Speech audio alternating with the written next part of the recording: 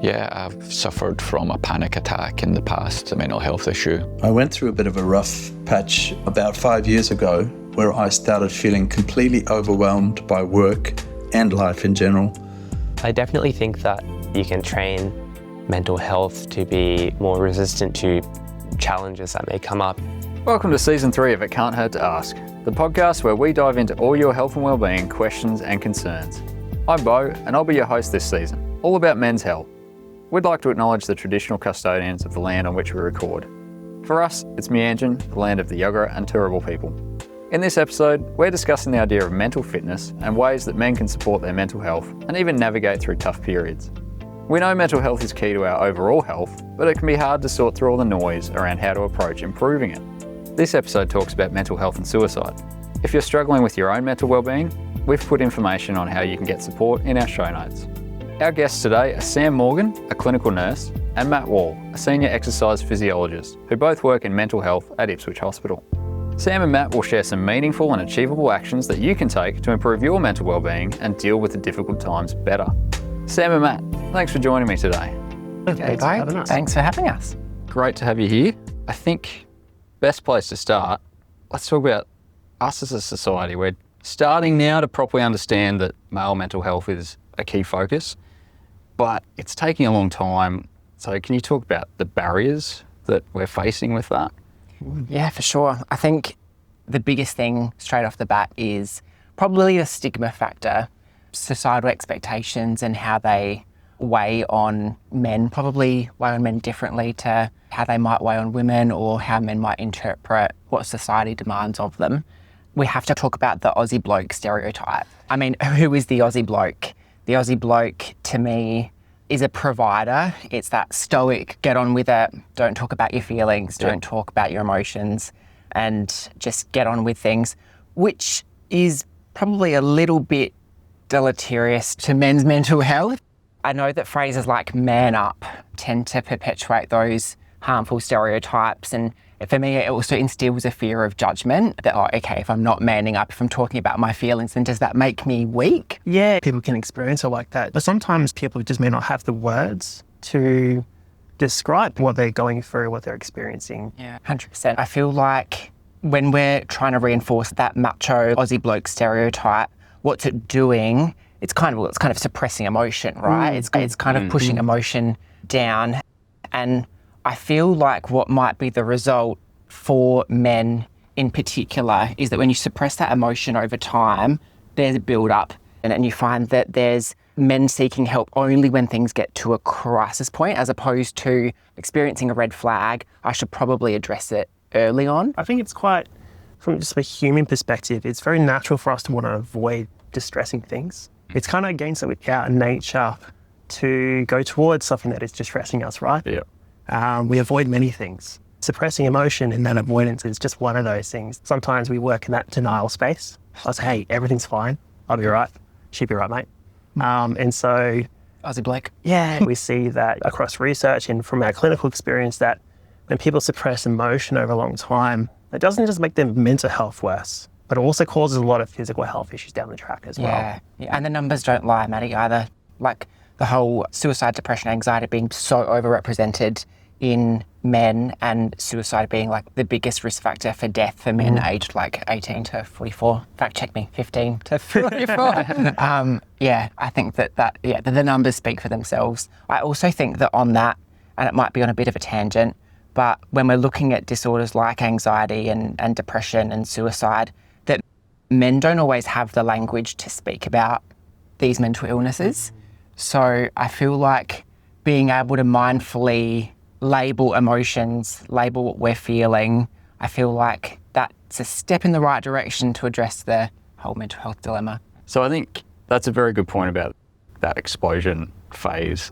But I guess the important thing to maybe note is that it doesn't necessarily mean an outburst that's violent. Well, that absolutely can be the case. It could be spiraling into depression or something like that. I suppose from my perspective, it's more about there being a crisis or reaching a boiling point of what do I do to make this better? It's panic stations. It's not something that can be remedied earlier. There's no red flags to say, hey, maybe I'm not travelling so good. I need to do something about it earlier. Absolutely. are there signs? What are the red flags we should be looking out for in ourselves or in friends and family? I think that when we're talking about labelling emotions and how when you might not be so adept at labelling emotions, other emotions might creep across. For example, I might be feeling anxious, but the only language that I speak is withdrawal, or it might be anger. I might be painting a picture for you that makes me look angry, but I'm feeling something completely different. As far as signs men overlook, looking at telltale signs of anger, withdrawal, isolation is a massive one that I'm going to hammer on a little bit. A lot of people and a lot of men minimalise their experiences a lot. They'll go through a really difficult time or have someone close to them go through a really difficult time, and they don't spend much time just sitting there in that. It's always like on to the next thing. Well, what do I need to do? What do I need to solve? Yeah. And so there's not much time to actually process. It's a form of suppression in a way. I was like, oh, that wasn't as hard as it was. Yeah. Over time, if we're not meeting our own needs and our own emotional needs, that's when things like anger can creep up because it's a conflict, right?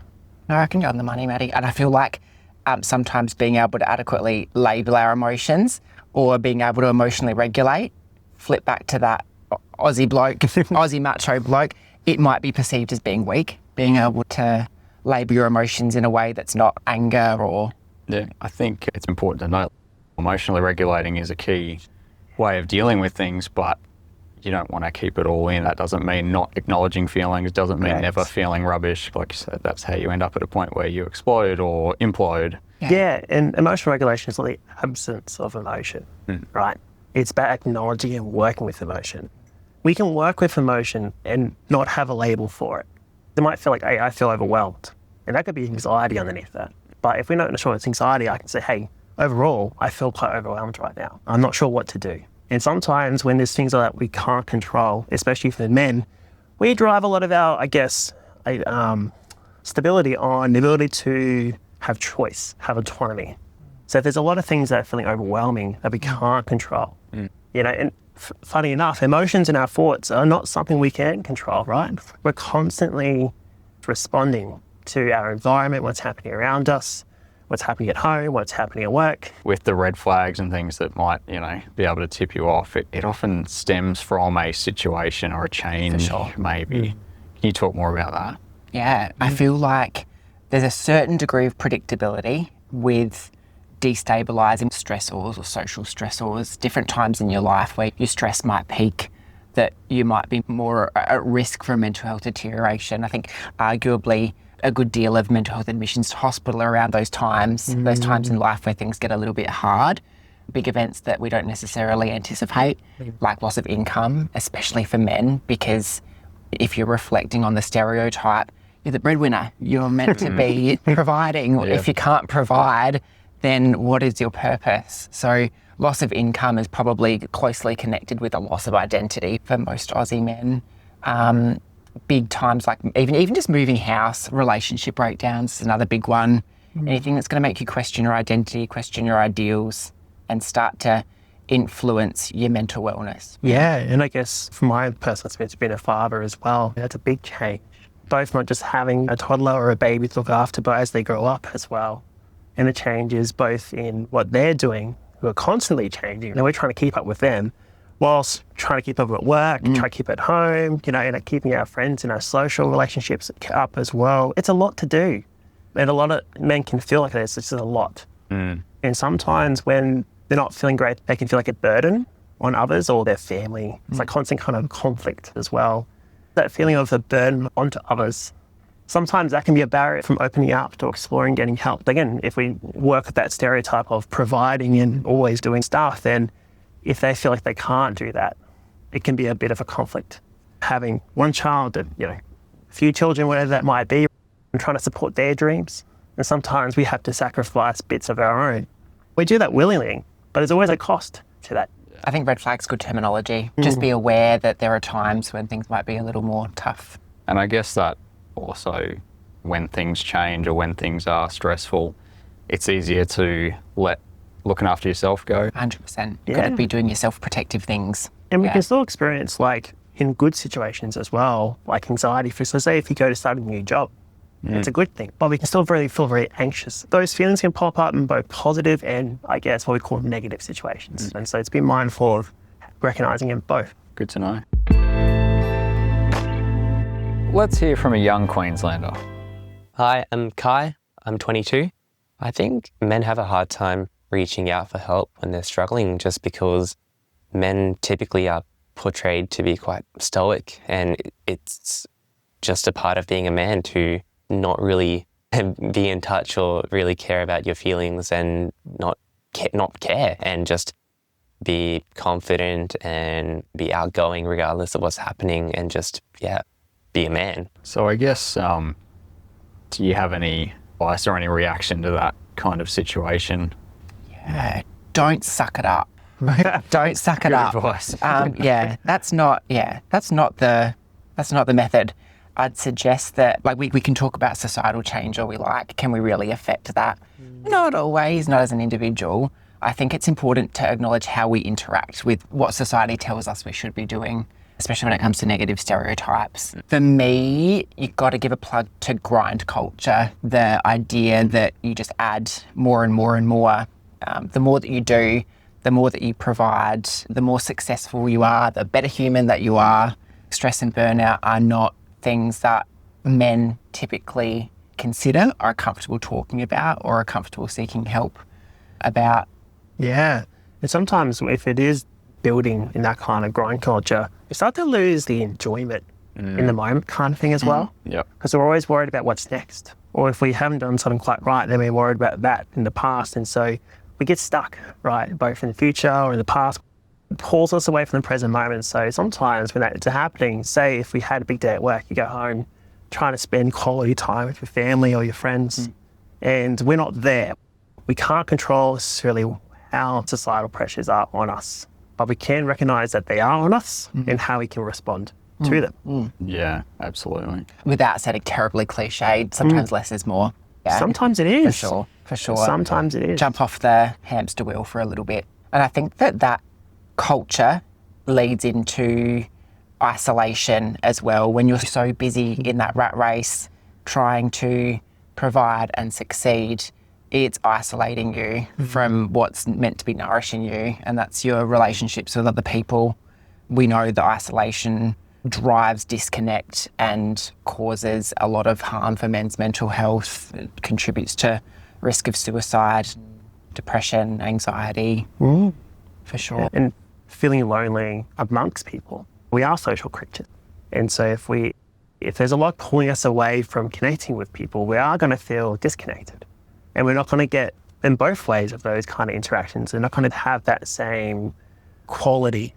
If we don't have that, then how are we coping? My argument would be that it's probably the rise of substance use as a means to cope with isolation. Like, more healthy mechanisms aren't available. So I think it may speak to why men might, when they're feeling particularly isolated, reach out for substances. Alcohol is a big one, for sure, in an effort to cope with a really unrealistic workload, let's be honest. Yeah, a lot of the time. Yeah. Or sometimes the expectations we create for ourselves. I reach my goal and then I'm not satisfied because there's a new goal. Coming back to the moment of, hey, I've actually achieved this, and really sitting with that, recognizing the work you have done to get to that point is really important.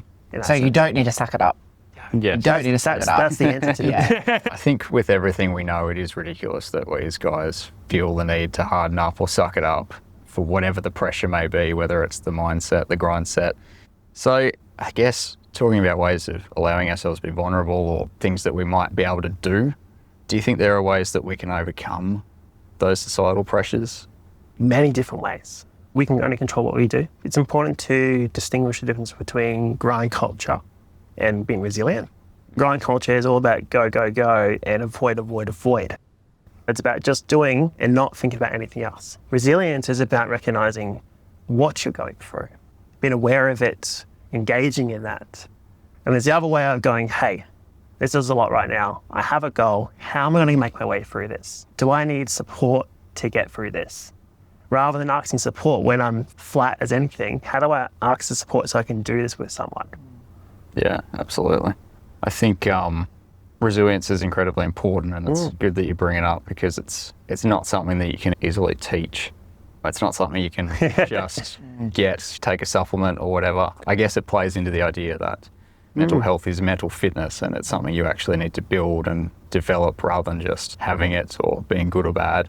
Talking about mental fitness, I'd love to know some practical things we can do to actually gain that or strengthen our mental fitness. Yeah, and I think it's important to note that a lot of the things that improve that mental fitness are the very simple things that we do every day, right?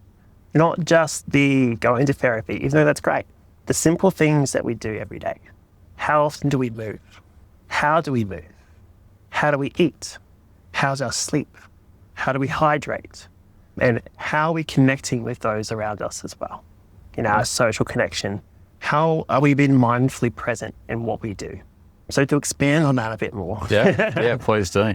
Talking from, I guess, my professional experience as an exercise physiologist, exercise and movement plays a big role in our physical health, but obviously our mental health massively too. Exercise can be really used as a great distress tolerance skill. So if we're feeling quite overwhelmed, it may not be an exercise program like a gym session per se, but if you did 30 seconds of movement or some type, no matter if it's light intensity, stretching, breathing, running on the spot as hard as you can, that can help regulate the body's response to what you're going through. Because sometimes we will feel overwhelmed, say if we use the example of anxiety, we're feeling anxious, we're feeling worried, our heart's racing, our muscles are tense, we're getting shaky, we get restless, our lungs start breathing faster. Exercise and movement is really good at regulating the body and calming the body during distressing times. And that can be different for everyone, right? That can be going for a run. That can be going to the gym. Exercise is a fantastic circuit breaker. It's a circuit breaker for my mental health because when I'm pushing hard, and I love to push hard at the gym, it's all I can think about at the time. And not to mention the big dump of neurotransmitters that you get. All of that, Yes. yeah, all of that neurotransmitter release makes you feel good. So here's a fun fact. Did you know men who exercise regularly have better mental health, emotional well-being, and lower rates of mental health conditions such as depression and anxiety? Regular exercise doesn't just boost mood, it also improves memory, focus, and overall brain health. Rather than looking at just exercise, it's a type of behavior, right? And there's other types of behaviors which benefit it. Making sure we drink plenty of water. And when we're dehydrated, our brain's not functioning well. Eating well in general. We know it from sleep hygiene, right? Now that's a challenging one. I love a bit of sleep hygiene. Yeah, for sure. I think being ritualistic about sleep is super, super important. I think having a ritual, not only having a ritual for bedtime, signals to your body that it's time to sleep, it's time to wind down. It's mindful in and of itself. I think it's super important. Yeah. I think we need to touch on some practical tips for optimizing your sleep routine as well. It's very easy to say, make sure you're getting some sleep, but it's very different when you're rolling and tossing and turning, frustratedly trying to get to sleep. I know for me, having a distinct bedtime and a distinct wake-up time is really important. And I recognise, having been a shift worker for a long time, how difficult that can be for people who do work a rotating roster. That's where a sleep ritual comes in. If you can replicate the same process before bed each time, you're setting yourself up for more success. Exercise in and of itself is sleep protective. Diet. What else?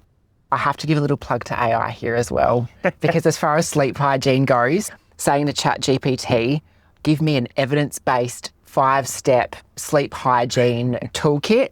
Boom. Really, really good. Yeah. Red light therapy, eye mask, earplugs, the whole shebang. Yeah. Yeah, temperature as well. So thinking about how we can set the room up to be as cool as possible, where airflow, that kind of stuff that can help us relax and sleep better throughout the night. And put your phone down. Yeah. Reduce your screen time. Exactly. I know that it's difficult, especially when we've always got connection at our fingertips. But for me, actually putting in a divide saying I'm not going to pick up my phone for 8 hours, probably the most beneficial tip for sleep hygiene. And for some men as well, I come home, big day, I sit down, crack open a cold one. And for some people, we feel like that can help us fall asleep quicker. In many cases, it can. But what it actually does, it reduces the quality of that sleep, especially as the alcohol metabolizes for our body as we sleep. That actually interrupts the sleeping process. That's terrible for your REM sleep. And when we don't sleep well, that makes us more anxious the next day. Being mindful of how much we are drinking before we go to sleep. And what small changes you want to have there as well. Drinking more water can be really helpful. Moderation is key. Yeah. And if you choose to imbibe, just examine why you're doing it. And be curious. Say if you didn't do it, give yourself a little challenge. Say, hey, tonight I'm just going to try this. Give it a go. Be curious about the experience of it all. And any change in a behaviour, whether it's healthy or unhealthy, is hard. And so make small changes over time. Habits take time to make and they take time to break. Correct, yeah. And a big conversation I have with a lot of people is around goal setting. A goal I hear a lot of the time is, I want to stop feeling a certain way. I want to stop feeling anxious. We're all going to feel anxiety at some point in time in our lives, right? So it's not really an achievable goal to stop feeling a certain way. So maybe a better goal to reframe that is to go, how can I learn some better ways to manage my anxiety? Yeah. And so it's not the absence of emotion, but how we can better work with it. I always put my hats off to long distance runners. My mind can't do it. I'm amazed, but I'm certain that's not the absence of challenge or uncomfortableness, but more about their ability and confidence, building the skills and capacity to work with what they want to do It as speaks well. to resilience as well. It's not just the absence of a challenge. Correct, absolutely. Yeah. I suppose you could call life a marathon in general, so. Very, there it is. Yeah. So what are we doing to prepare for it, right? Marathon requires a lot of preparation. Yeah. So what small steps can you take now? But not just step 10, but what's step 1? You know, that might be, if you're feeling low that day, having a shower, drinking a glass of water, having a nice meal, calling up your friend. Make the small steps and they'll build over time. Absolutely. So that's a lot of great tips, I guess. Approaching it like training for a marathon or something like that, getting your sleep, getting your exercise, hydration, all those great things. It sounds like good mental fitness is part of just doing the things you need to do for good health overall. How do you think, like, there's so many things, what's the best place to start? And I don't think there's a perfect list of 10 things that we can give you both that's going to improve your mental fitness. Mental wellness, it's so diverse and people value different things. There's cultural implications, all sorts, that it's more useful to give a whole suite of tools that you can cherry pick to figure out what works for you. Correct. Yeah. And, you know, from an exercise front, everyone experiences exercise differently. For some, it can be actually quite an uncomfortable experience, exercising. From a body experience, from how it feels. If you're comfortable with that, start there. If you prefer swimming, go for a swim. If it's stretching, more relaxing kind of things you need to do because you're noticing a lot of stress, then do those things. And I guess there's also, speaking of exercise, sport counts. Yeah. Even socially, to get that social aspect. Especially when we're like nail on the head about isolation. So isolation kills, loneliness kills, and being able to engage in social sport or even just your gym class and seeing those friendly, familiar faces goes a long way for social connection. Feeding and watering those relationships whilst exercising at the same time, it's kind of your best case scenario, isn't it? It really is. Yeah. And building mastery of a skill to learn and practice and develop that skill in a group setting and to have that recognised and acknowledged by your group is really powerful. With the buzzer sound in year 1, it's a great feeling, you know? It's like euphoric feeling your experience together. I love the idea of having a bunch of things to do and being able to cherry pick. That makes it a bit easier to get into. I guess it can still be overwhelming to start. Do you have any cheeky quick wins we can go for? Yeah, definitely. If we're in a space of distress, we go back down to what we call the TIP skill, TIPP. The first one is temperature. The most effective form is cold water in a bowl, placing your face in the bowl, holding your breath for 10 seconds, and immediately it enacts what we call the diver's reflex, which lowers your blood pressure and your heart rate very quickly. The second one, which I talked about a bit earlier on, is intensity, so intense exercise. That can be anywhere from 10 seconds, 30 seconds, a minute. Really hard exercise. We use exercise to raise the heart rate further, to work the body. After exercise, as it recovers, allows the body to relax to a much lower baseline. Doing some paced breathing, which is the first P, slowing our breath down. Not just taking bigger breaths, but slowing our breath down, especially our exhale. That's going to help relax the fight or flight system that's kicking in. The last one of the P's is paired muscle relaxation. And all that is we're contracting our muscles as hard as we can as we breathe in, holding our breath, and as we relax, our muscles breathing out to get some biofeedback in our body, which tells the brain that it's okay. And then after we relax, we get a sense of release. Sometimes we need to do all those or just one of those to get into a bit of a space, and then that might open up to a bit of mindfulness. And I think it's important to know that it's not just meditation or the goo-goo. The woo-woo. The woo-woo. Yeah. Right, but it's all about bringing our attention to the present moment. Now, it's hard to do that when our body is upregulated. But once we regulate that, then we can come and go in the present moment, acknowledge that we are not our thoughts or our feelings. I think for men especially, it's really important to drill that home, that even just taking a seat and thinking I'm not my thoughts is mindful. Or what we have or haven't done, right? But we are separate from that, and we can curiously observe what's coming up for us in that moment and how it feels. Like I'm Matt, and I notice I'm feeling a little bit anxious versus going, I'm an anxious person. So it kind of separates what we're going through who we are, and then goes, so what do I need to do next? Does that mean I need to talk to someone? I need to connect, take some rest, do some more exercise, whatever that might be, right? So classic for guys, if you're 40, 50, stretching your hamstrings, powerful stretch response. As soon as you do it, that's all you can think about, right? It's very grabbing of our attention. So if thoughts or feelings are racing, we can use our body to grab our attention just for a moment, just to bring us back to the present moment. Yeah, that's really interesting. Yeah. I've never heard of the TIP method. If our listeners want to find out more about that, should they jump on YouTube? Yeah, Google it. Google it, TIPP. So we've talked a little bit about the various challenges for guys, but what are some of the key and perhaps less obvious ones that we can be watching out for? The first one that comes to mind for me is probably social isolation with men. Super, super important to start to chip away at that social isolation, make sure that we're integrating and developing and watering the relationships that are going to sustain us. We need to speak to burnout and grind culture as well. We've covered grind culture off quite a bit, but I'd love to talk about how it intersects with social media, because we are all on the socials. It's saturated. So I know we're looking at our TikTok reels, we're looking at our Facebook, we're looking at our Instagram, and we're being shown a perfect painted image of, in our instance, what a man should be. And I think we really need to remember that what we're seeing is not real life. We're seeing a snapshot. We're seeing what the person in the photo wants us to see.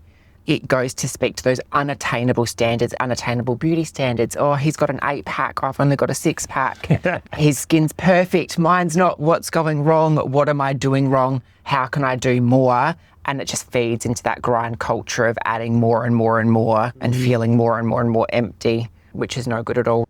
And the people that are the focus of that image or whatever we're seeing, they have the same struggles as we do. They're humans. We're all having the same emotions, and nothing is perfect, no matter how it might seem on a screen, for sure. Look, there's obviously pros and cons to everything. Socials are one of those things. It can make us feel not enough, especially if we don't have the time to exercise, to have all the good food, to do all these things, to get the top promotions, all at the same time. It can make us feel quite low. It can impact our mood, suddenly in the moment, but also chronically over time. So be mindful, I guess, of what content you are allowing yourself to participate in, because part of, I guess, the social media algorithms is the more you look into something, the more it gives you of that thing. It's a great way of connecting with people too. And so it's this kind of double-edged sword sometimes. Yeah. Moderation's key, setting limits with yourself, even if it is putting your phone down when you're in bed or putting your phone down for a bit when you're at home. Give yourself a time frame that you will use social media or a time frame that you will disconnect from it. I think is really, really important. Yeah. For sure. I think we have to talk a little bit towards the signs and symptoms of burnout. We've talked a lot about grind culture and creating this insane workload. So what are we looking at with burnout? Burnout is particularly insidious in the sense that you don't always recognise that it's happening. There's that creep, and before you know it, you're massively burnt out. There are those signs like lack of motivation, apathy. I suppose they're classic signs of feeling a little bit burnt out. One thing I do want to remark, especially as far as burnout goes, is it's the people around you that are your best emotional barometers. So for me, it's my sister saying, "Oh, you're not yourself."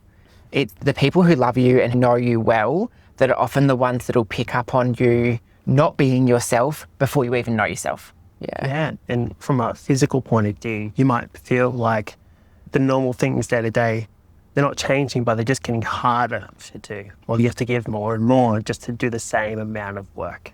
Or you might find yourself freezing. Your brain's in shock mode, basically. You can't do more. And so, you're sitting there, half an hour's passed, nothing happens, and you realise it, but then you feel bad about it because you haven't been doing stuff for 30 minutes. I think it's all well and good for us to sit here and talk men's mental health, but there has to be solutions at some point. What do we do? What are some pragmatic things that we can do? It's not just therapy.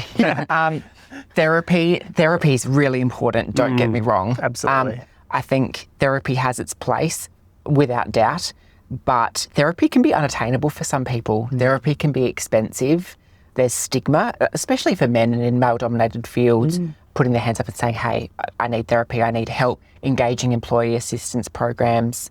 Therapy is a useful tool for us to have in our tool belt. How do we access therapy? We're lucky that we're in a bit of a technological age. So you can have therapy via Skype or FaceTime. It doesn't need to be a massive engagement. It doesn't need to be that you're going somewhere, taking a huge chunk out of your day. You've got information at your fingertips. You've got the ability to research ourselves, and even just approaching your GP for a mental health care plan, engaging your employee assistance program. So EAP, they provide confidential counselling and they don't involve your line manager. Being able to have that is really useful. Yeah, so therapy is a good tool to have in the tool belt. Toolkit's kind of my key word. I love having a mental health toolkit. At mindfulness, I know we've talked about mindfulness. It's an important tool in that toolkit, and it's not in the Lotus Po chanting. It is. It's a reasonable, evidence-based tool that makes our mental health better. It doesn't need to take hours. It's integratable into your day. I do it every day. You can use apps like Calm, Insight Timer, just short, sharp meditations or mindfulness sessions to encourage you to make some space. And what I mean by space is being able to jam a wedge between you and the constant barrage of thoughts that you're having. Sometimes I recognise that when I'm doing my mindfulness, it's the only 10 minutes in the day where I'm separate from my thoughts. We might experience thoughts and feelings, but we're not our thoughts and our feelings. We're passive observers of our thoughts and our feelings. And something as well, even if it's been a tough day, just talking about trying to go, hey, what's one thing that we found funny, that we enjoyed, that we really had a great time with today? It can be the smallest of moments, but the way our brain is quite biased towards negativity or the bad stuff, right? It's designed to function that way, but it can take us away from actually spotting and realizing the positive things as well. Taking that moment to go, hey, I was really grateful when you did that for me. Really appreciate that. Thank you. I like where you're going with that, and it speaks to gratitude journaling. Even if it's just opening the notes on your phone and writing down 5 things that you were really grateful for that day. What that does is it addresses our negativity bias. So instead of thinking, oh, life's really bad because I had an argument in the car park on the way into work, I didn't get the park that I wanted, my lunch wasn't hot enough, we're addressing that bias that our brain has towards negativity, reframing it in a positive way. So we're forcing ourselves to acknowledge the good that's happened in the day. Saw a bit of blue sky today, or got my good car park this morning. Little things count. We are what we do repeatedly. And if you can build this toolkit into your daily routine, make a habit out of it, you'll be better for it, for sure. I think the idea that things like mindfulness or journaling sound a bit foreign to a lot of guys. For sure. If you talk about the TIP method, you might already be doing it and you don't realise, or there might be a simple tweak you can do, like you're already maybe having a coffee and going outside for your coffee break. You can pay attention to the fact that you're out there and the sky's nice, or you're listening to good music or something like that. Reducing the barrier to entry for those things, making them not as scary. That's a very different experience than sitting down and doom scrolling on our phones. And I do that too. I'm just saying that. I'm not going to pull out anyone, but I do it myself, but it's a very different experience. And if you compare the two, what puts us in a better position mentally? Yeah, and I guess the thing you got to remember too, the algorithm is not necessarily showing you what you want to see, it's showing you what someone who's paying money wants you to see, and it can lead to some really unhealthy situations. I know for me personally, when I realised I was spending too much time scrolling through Reels, I was like, let's just get a different app I can still use my phone, so the habit wasn't hard to change. Yeah, but I was like, oh, let's do Duolingo. Like, Yeah, that's fun, great. you know. Yeah. A little, almost like a little activity snack. It's like a brain snack. Yes. Love my Duolingo. Yeah, that's really good. And fundamentally more useful than our scrolling time on TikTok. Like I was getting smarter, not dumber. Yeah, good. Yeah, so I think it's important that guys realise that there are things that you can do that aren't a huge barrier to entry. Yeah. They're going to be making powerful impacts in your day or your life in general. I think the irony there is we build up an image of being a provider, the man needing to be a provider. The irony is by integrating some of these things, we can provide better because our mental health's better. Let's hear from Glenn, who's talking about a watershed moment for him and his mental health. I'm Glenn and I'm 62 years old. I went through a bit of a rough patch about 5 years ago where I started feeling completely overwhelmed by work and life in general. My family pointed out that my behaviour had changed, but at that time I wasn't sure if it was just the extra work stress or something more serious was going on. So I guess to that, when we're trying to analyse how big something we're dealing with is there a way to tell the difference between what's something serious and what's just a bit of stress or something rough that happened? It's hard. Yeah, it's something that even mental health clinicians Struggle. right? A few things, I guess, how we approach and how we support people in exploring their experiences is, is this new for them? Compared to last week, is this new? Because time is a factor. If we're having persistent feelings, it's going to have persistent impact on their behaviours, just like Glenn's family noticed. The other things we're very curious to explore is, the intensity of the experience and how that changes over like a week period, from how their mood is, how their sleep is, how their energy levels are.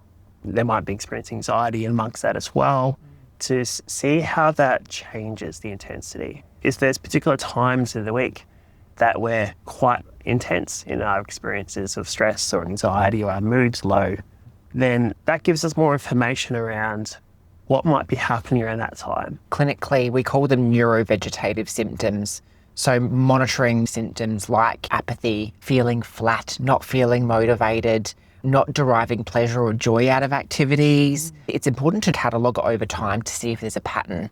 If we can put a word to it, then it can mean something. If we're not aware of it, then we're just going to continue feeling the way that we're feeling.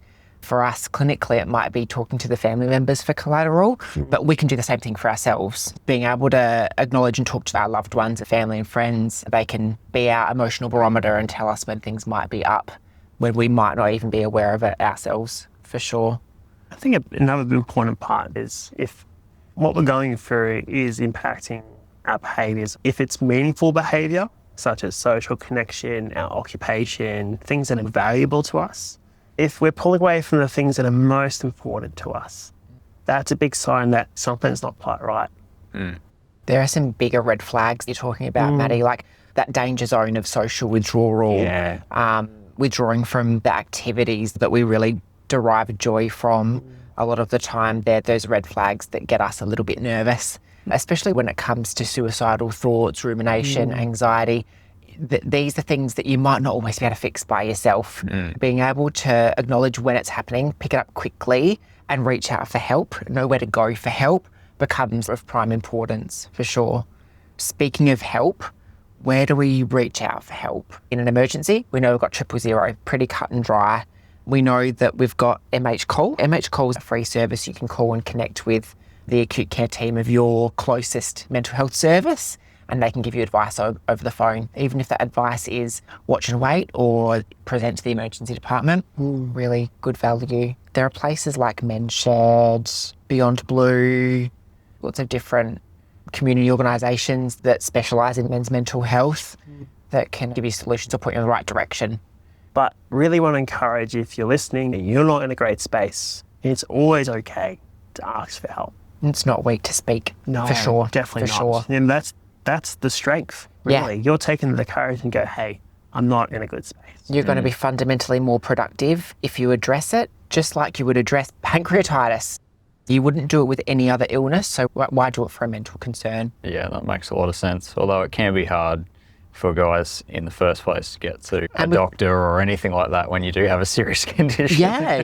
We've really got to work on reducing the stigma and normalising the experience of mental illness, especially for men. 1 in 5 Australians has a mental illness in any given year, but 5 in 5 have interactions with mental illness at some point in their lifespan. No one is untouched by mental illness. And it's a responsibility of every single one of us to have enough in our toolkit to be able to support ourselves and support the loved ones around us. For sure, it's not the 1 in 5, it's all of us. We're on this together. And if you are working or responsible for managing people, do your mental health first aid training. So important in equipping you with the language and the skills in engaging the people you work with in work-appropriate conversations around mental health. But also when people come to you at times of distress, you're in a better space to better equip them and support them and guide them to the appropriate supports. A lot of us, we do our CPR first aid training, right? Yeah. And, if we're thinking this is a big issue, why aren't we preparing and mandating that we're training, this area as well? It's in lay terminology as well. It's easily digestible. You get a little manual. Yep. Mental health first aid is a fantastic resource, most certainly. Yeah.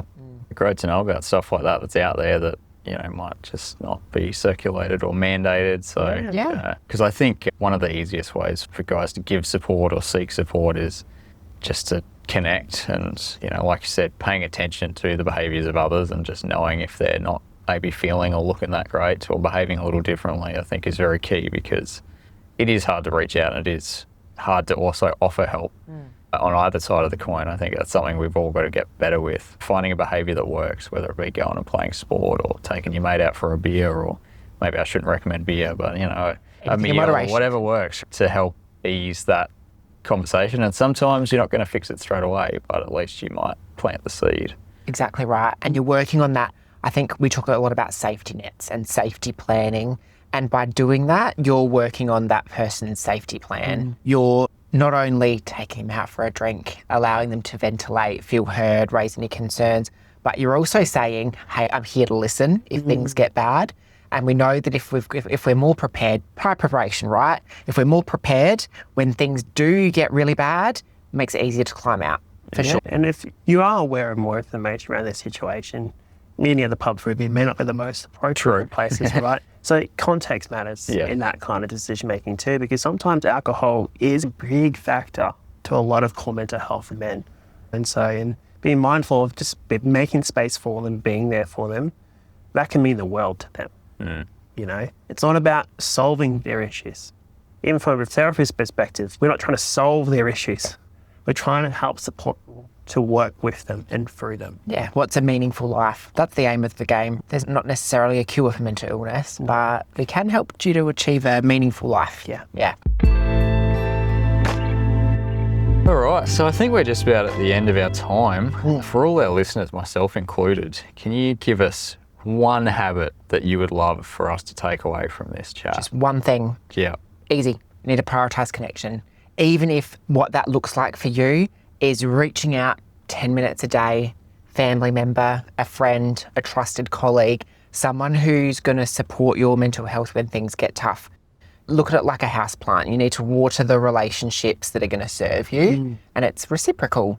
You being able to have a discussion with someone allows them to recognise they can have a discussion with you as well. So my hottest tip is prioritising connection. Even if we're all busy, 10 minutes a day, it's not that much in the grand scheme of things. Reach out to someone. I have to insert a little caveat there though. Not all connections are fantastic when it comes to having discussions around mental health. Some people you might find more useful than others. Just remember that some people are really good for some things and not other things. Some people might not necessarily be really, really beneficial for problem solving. Some people, super pragmatic, really, really good with a solution. But what if I just want to vent? Have your people for different things. I think we've had some great advice and some good discussion in this episode. Thanks so much for joining us, Sam and Matt. I think it's been very enlightening to myself and I'm sure all those listening. So really appreciate you coming here for a chat. Thank you for having us. It's been a pleasure. Thanks for listening. Appreciate that. If this podcast has raised any issues for you or you're struggling with your mental health, please talk to your doctor or call 1300 MH-CALL. That's 1300 642 255. If you'd like more information, you can search Mental health, how to get help, Queensland Health, for a list of mental health services in Queensland. If you or someone you know needs immediate help, call 000 or go to your nearest emergency department. Be sure to tune into our next episode. Please subscribe and leave us a review. Many thanks to Sam and Matt and the team at Westmoreland Hospital and Health Service. This podcast was produced by Queensland Health.